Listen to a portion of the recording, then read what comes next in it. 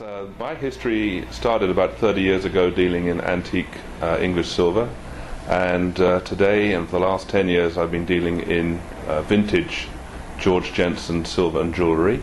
And this year, with great excitement, we've launched our own contemporary brand of silver and gold jewellery and silverware.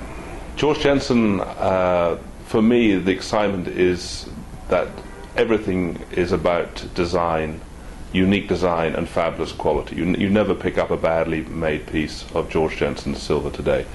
And that is why it is the most collected brand of silverware in the world today. And the contemporary I love because it gives me, after 30 years of being in the business, a chance to express some of my own designs and to really explore and make things that either were never made or I've seen very rarely.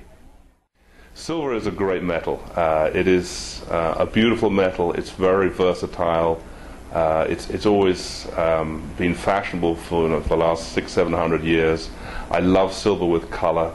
It suddenly comes alive, so you can use silver with stones or other forms. And I also love to use gold. I'm one of the very few people who's mad enough to make things in gold, other than jewelry, of course. So much, I think what my clients are looking for is great design. Something looks fantastic. What I call the wow factor. When they walk in and see something on a table, they think, wow, that's really fantastic. And I think there's a great overlap between the George Jensen and what I'm doing in the contemporary side. Where George Jensen stops is because they really haven't designed anything new since probably 1970, although their previous designs are fabulous and they're very strong. So I'm really taking on from where they left off in many ways, and I'm hoping to fill that gap that way. I moved from the UK about 6 years ago and to move to New York. I was probably traveling every 3 weeks backwards and forwards, and the reality was that my customer base is in the US. The US is a huge, huge marketplace, even today in difficult times. It's sometimes hard to comprehend the wealth and the size of this country. And I would say 6 years ago, 80-85% of my client base was in the US, and that's probably pretty much true today, maybe a little less. The next country would be the UK, and then third country, interesting enough for me, is Australia. I was fortunate enough this year to exhibit at the Maastricht Fair, TFAF Fair, and I would say the mood was very, very buoyant in Europe. I think in some ways more buoyant and more cheerful than here in New York. I think that's starting to change.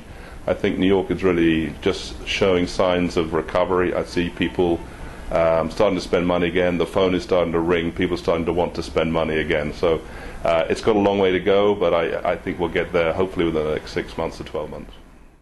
Well, I think what's interesting is, I think certainly in the field that I've dealt in, which is the George Jensen, the contemporary fields, I haven't really seen much of a dent in the prices. I don't see a lot of distress selling. I don't see any distress selling.